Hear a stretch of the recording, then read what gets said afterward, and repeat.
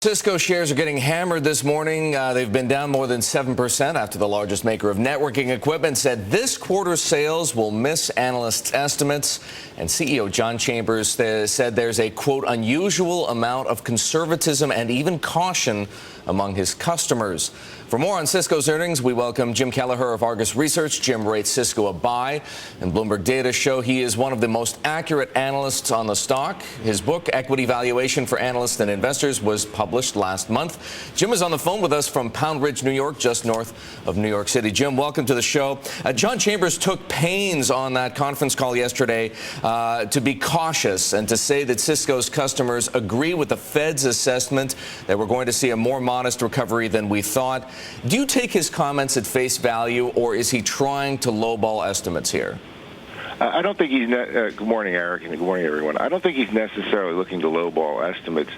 I think he's reflecting what he's really seeing in the market. Cisco has experienced several quarters of quite strong sequential growth and hearing good things from his customers. And now, for the first time, he's hearing from them that they are, as he expressed, showing an unusual amount of uncertainty.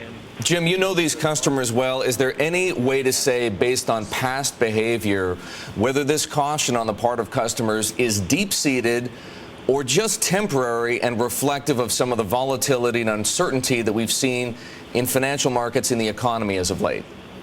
Well, I think the CEO is trying to express the fact that many of these customers were not necessarily jumping out of the market, but were just kind of pumping the brakes. The analogy he used was that they took their foot off the accelerator for a roughly 4 to 5 week period in June and early July, but then they jumped back on the accelerator in late July.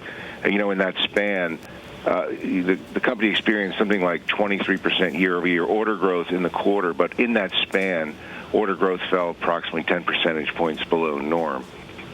Jim, Chambers said that Cisco is still having trouble sourcing some components at the right price and on the right schedule, though things are beginning to loosen up. Do you think that in this quarter and in next quarter we are going to continue seeing some of the same kinds of margin pressures that he was talking about yesterday? Yeah, absolutely. Those margin pressures will persist.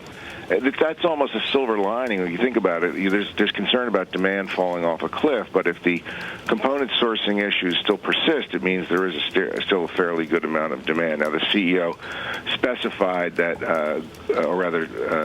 Frank Calderoni, the CFO, specified that non-GAAP gross margins would come in around 64%, which is consistent with fiscal 4Q10.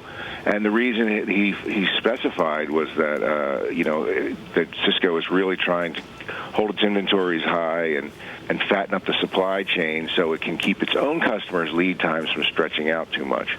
But Jim, over time, I'm sorry, go. No, I just want to say we've only got about 30 seconds left, and I have to ask you one more question. Cisco has almost $40 billion of cash. The customers are being cautious. Is John Chambers going to be cautious with that money, or is he going to do something exciting? Well, you know, Cisco has a very disciplined acquisition program whereby they bought about 130 private startups, but every so often they will also buy a big public company. Starrent, Tandberg have been some examples of late, WebEx, Ironport, and obviously Scientific Jim, Atlanta. You know what? Unfortunately, we've run out of time. I want to thank you for joining us. Jim Kelleher of Argus Research talking to us about Cisco.